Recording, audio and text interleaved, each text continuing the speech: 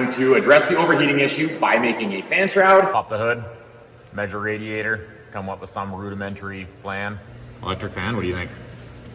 I think it makes the most sense. And engage. Coming down a bit. Yeah. Like half. 1-0. Cooling fan works like a charm. Like it went from 107 down to 91 degrees, so thermostat temperature just like that. 1 day later. Adrian, weather report. It snowed. And there's a 30% chance that it's already raining. Round 2 of Lord Go. Oh, it's slippery in there. So we got 2 surprises today. Nature greeted us with a fresh dumping of snow, small dumping, and this thing's leaking coolant. Not sure where it's leaking from. Everywhere. I'm gonna be optimistic and just say it's coming from the lack of a radiator expansion tank. And install one. We stop at Lordco, we got this universal Dewey. We're gonna slam this in here somewhere, probably right around there or there. And then we're gonna ignore the problem for another day. I'd say here. I like it. All right. Self-tapper? No, that's where your feet go. You'd get the sharp end of the self-tapper. We're gonna solve this. We're going to play with EFI Live and see if we can tune out the math. What I did is we eliminated the math on this engine just for simplicity. That's why there's this dorky little cone filter shoved on there. So no mass airflow sensor. And then we wired the intake air temperature sensor into this EGR block off plate, because this is a very, very early LS computer. And so yeah, there's a intake air temperature sensor in the intake, wired into the wires from the MAF. You can see the wires from the MAF that don't exist anymore. So we never modified the operating system though to run without a MAF. So that's something we're gonna try to do today. Tank, EFI Live, drift to Unimog.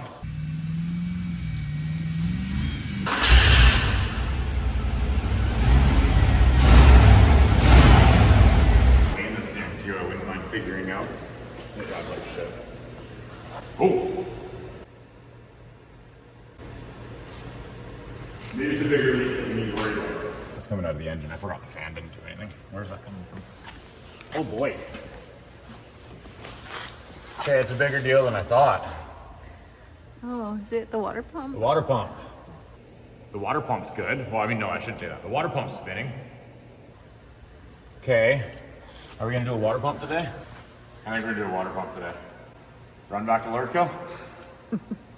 What if you were to run to Lordco while I take the water pump off? That's coming out of the weep hole. The water pump is done. Like, look at that. Oh yeah, I see it. Oh. Okay, so water pump's more important than expansion tank right now. But we're gonna do both. That's where you come in. Go. Just headed to Lordco right now. Of course, we fixed one problem where the engine didn't have coolant in it, but now that it does, we find out we have a leaking water pump. So just driving to our local Lordco, which actually has 2 in stock, luckily. You're back. You got me a water pump and you got me a light bulb. So, little known fact, which is probably a pretty common known fact because it's written right on the dash. But Unimogs are 24 volt, or at least these ones are, and LSs are 12 volt. So part of this whole procedure was to convert everything to 12 volt. And we did all the bulbs except for one, apparently. So that's why this bulb was super dim. So while you were out, I remembered, and you got me a new bulb. So this should be brighter now, because there was a 24 volt bulb in there. As long as you and Andy got the right ones. It's bright. We win. We're gonna do the water pump. Remember, it's become a common theme that I say we're going to ignore something, and then immediately it follows by being a big enough of a problem that we can no longer ignore it. And then we're going to ignore the problem for another day. So now we're at the shop today, guys. Yeah, we're just going to go do donuts in a Unimog. Missed the hole. Shut up. I didn't say it. I did drill the holes for the expansion tank, so you and I can do that real quick. Plus side is we did talk about taking the fan off, right? And now the fan is going to Stay off.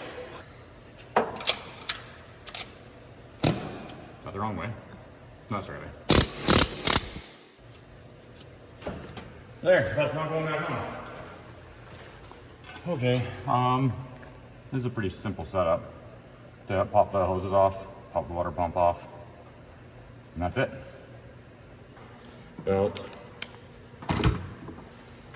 You don't want to get belts soaked in coolant because they squeal forever then. Dorky little air filter. So tiny. Gross. Not usually a big believer in these like crinkly hoses, but man was it convenient when we did this swap. Okay. I've been really big on doing like cheap hot rod type things. Like I'm so stoked on like that 40 Chev. This is my 40 Chev. It's pretty cool, right? That is like, you know, quick and dirty, which is like kind of like the way average people would do things, rather than taking 6 years like the way I tend to do things. It's way more fun that way. What does Freiberger say? Don't get it right, get it running. That was a lot of monkey motion today for not a lot of progress, but I feel happy.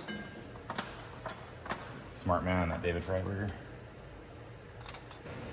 Here it goes. Skidoo. About 6% containment. One more hose, then we need the 10 mil Honda Mike Cordis. Ooh, that was like 95% containment. That was pretty good. Winning. Let me know. Is it boring watching me wrench on things, or is this stuff you actually like to see? Because we're probably gonna edit out most of this. By we, I mean Adrian. She does all the editing. 0%. 0% containment. That was 0. So you're cleaning them with the Scotch-Brite? Yeah, I'm Scotch-Brighting it. Just get all the old crud and everything off there, because any crud in there is going to keep it from the new gasket from sealing. And then we'll have an all new sort of leak. Before it was leaking out the weep hole in the water pump. So that's just when the water pump shaft seal is done. This is where I see people doing their own mechanic work, and they suck the most at doing gaskets. Well, cleaning gasket surfaces or using way too much sealant. So just pay attention to clean gasket surfaces. And RTV is not your friend. You don't need tons of it. Okay, clean enough. So your water pump back here. This is obviously just the water pump housing. And then there's a shaft seal right there before the bearings, because the bearings support the shaft. There has to be 2 of them to support the side loading. But then to keep the leaking coolant that goes past the shaft seal from getting into your bearings, it will leak out right there. Weep hole. That's your telltale of a dud water pump, is when this coolant starts coming out of there. Nice looking gaskets, though. Yeah, they're really good. They don't leak very often. What's torque spec? That's it, I just did it. You can tell that it's torqued by the way that it is. How's the roads? Still slippery? Not as bad. Damn it, you gotta hurry up. How am I supposed to hoon my LS swap to Unimog? Yeah, just run that one home. Sounds super good. Okay, hoses, thermostat, and we're done. You still have to EFI. Maybe we won't EFI today. Diagnose the misfire, maybe. That'd probably be important. If Miss Frizzle was real, I would fucking hop on that school bus so fast. And not just because Miss Frizzle was kind of hot. Especially if they're shocking. Is the Magic School Bus still going nowadays? Or is that like, that's like... It's probably like repeats. Oh, that's probably canceled. You can't just go up somebody's butt without his consent. Since we don't want to go out here, all we have to do is go backwards. Okay, it's full of coolant. Oh no, I'm gonna top that up. Then what? You filled a rad of coolant? Rad's full. Engine's full. Expansion tank. Not full. It's probably enough. Good. Okay, now what? Okay, so I'm gonna fire it up and we're gonna find out which holes are misfiring and then we can narrow down why it's misfiring. That one's hot. That one's hot. You feel that misfire? Yeah. I think these are all on evenly. back one's cold-ish. Yeah, the back one's cold. Second from the back is hot. And the front two are hot. So it's this back one that's cold. Has a seat kind of sitting on the connector, and I better rip the wire.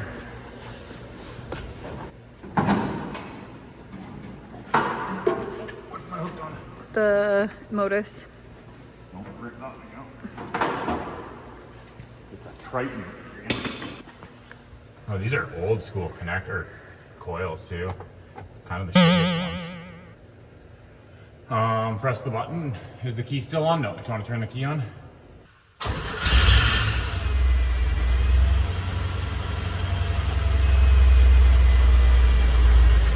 flash. Kill it, yeah. Quite fast. It's just to swap coils. So what are you doing right now? I am just swapping the coil with the one right next to it. Why? Because that one was running. So I know it's good. So okay, we're gonna process of elimination. Process of elimination. So if this works, then it was the coil. If not, then it was the wiring, probably, right? Okay. So I can put this back together. Hang on, I'm gonna put the spark tester in again. Stop flashing. So the coil's bad. It didn't run there, I know that, but it did spark. I can see it sparking. Yeah. So that's all we needed to see. Okay, let's try cranking that one. Key on first. Should I go all the way? Okay, shut off. Different dead hole now. So that coil's toast. That's the harness for the knock sensors too. But this engine doesn't have the knock sensors. I figured out why we didn't do that. But I found 2 coils. I don't know if they're any good, but we're gonna try them. That's sick, right? Yeah.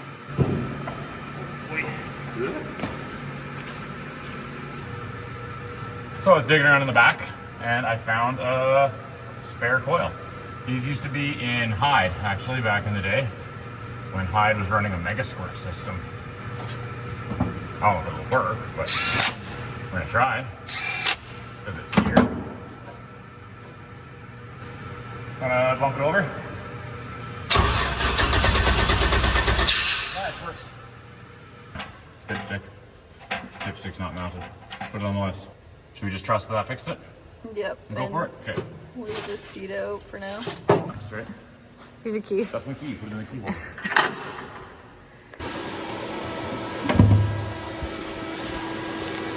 Put my cushion in. Good old seat. That's my seat belt. All the creature comforts for my lady.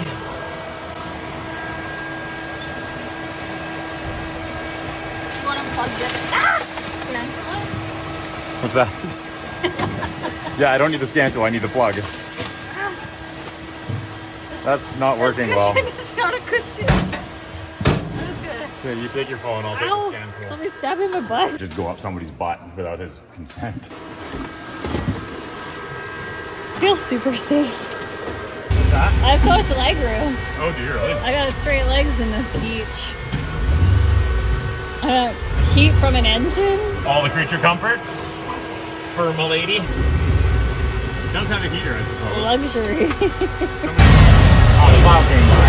Oh, Mr. Plow, that's my name. Oh no, that was just this guy. Yeah. What's the coolant temp?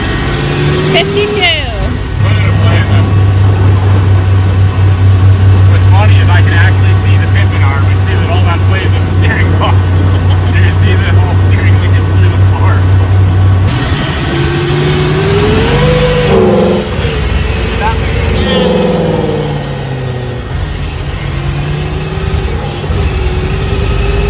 Can't win with this thing.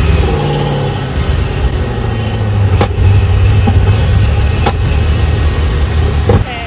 So I wonder if that map code takes two ignition cycles, and then it stores, and then it starts ignoring the map. Because that's what happens with these things. Is Can they you ignore. clear it on this side? No, I don't want to clear it. Oh, I see. So what happens is it needs to know that the map is broken, missing, before it starts ignoring it and going to speed density. So that's basically what the custom OS would do, is just skip that step. So I'm thinking maybe the second key cycle stores the code again.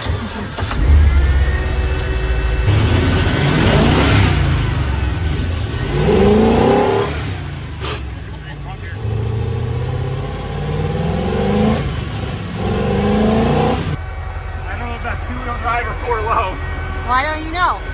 Because I don't have a shifter. It doesn't shift the transfer case from inside, I can tell you that. I had to get out and figure that one out. Now, I'm just flicking the friggin' T-case around. Try that.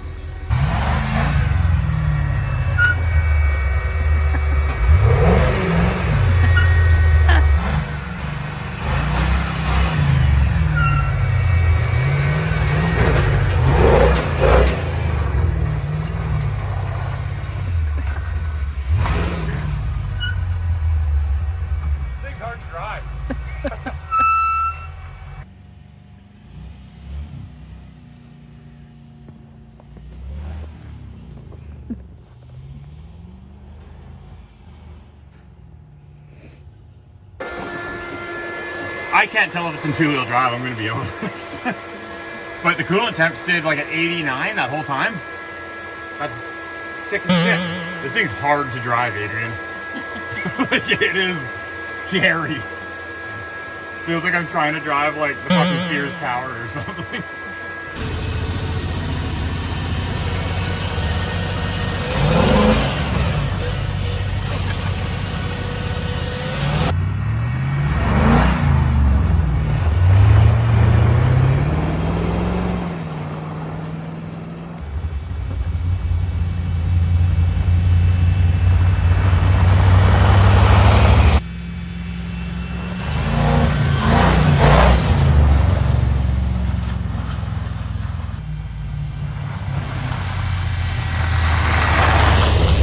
I can drift vehicles. This thing is terrifying. And if it had the locker, if we had the locker engaged, then I feel like it would be more predictable. But you kind of like give it something and it's like, nah. And then you try again and it's like, oh, fuck, you want to go the other way? It's unpredictable. We got to get those lockers working. It kind of is terrifying. And just like try to drift when you're moving this big steering wheel. And this thing has like no turning radius. I'm not sure if you noticed. Because they hit the bars, right? Like, that's it. Like, what is that? Maybe 30 degrees? And you talk about drift cars get like 70, 80 degrees of drift angle. This thing is very unforgiving. Excuses, excuses. Yeah.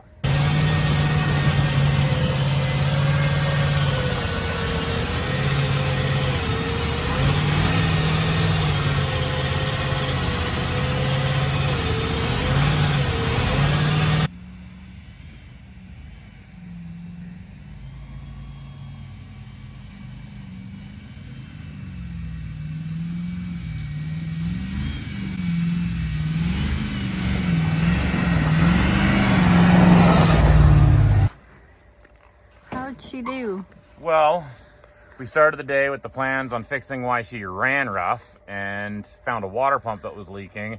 So we ended up skipping the running rough to fix the coolant leak, only to find that the running rough was probably more important. This kind of sucked. We did find one running rough issue. We did find one. We fixed a misfire. So Adrian got demoted to a foam packing pad rather than a seat. And we'll have to fix that in the future. I could see why the people on the internet told me I'm going to blow shit up. Because this is like 4 times more power than these axles should have. And like double the tire. And I have no problems with that. This guy in the fucking snowplow doing drift.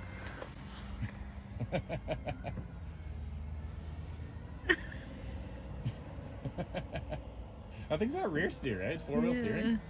Okay. To the shop. To the shop. Just coasting. Ghost riding. Oh, don't monster. There's no grip. This looks grippier. Let's try here. Nope. There. Ah, the starter still works.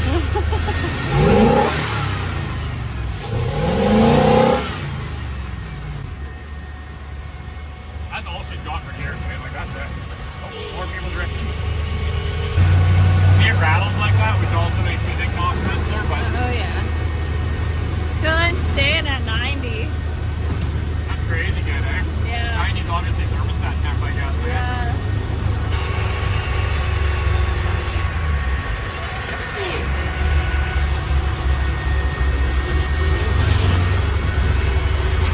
Probably check fluids in this thing again, too. Yeah. Ugh. Feel the rhythm. Yeah.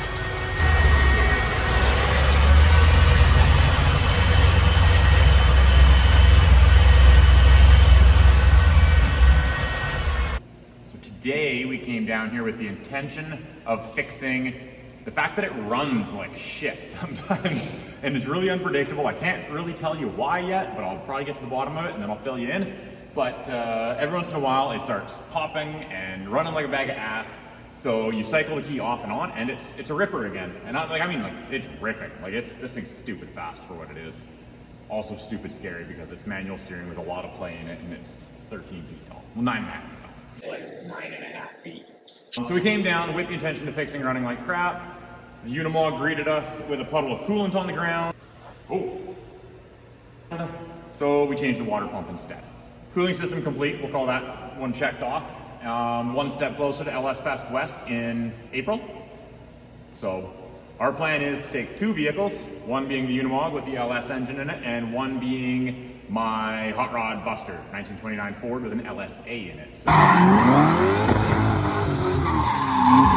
So if you like this episode and you want to see more of this, the best way to do that is for you to like, subscribe, ring the bell, talk about it around the water cooler, bring it up at your Dungeons and Dragons meeting, share it on Facebook, talk about it at family reunions, bring it up in the bedroom, I don't know, but make sure you come back for our next episode where we figure out why the Mog's running like crap. Talk dirty to me.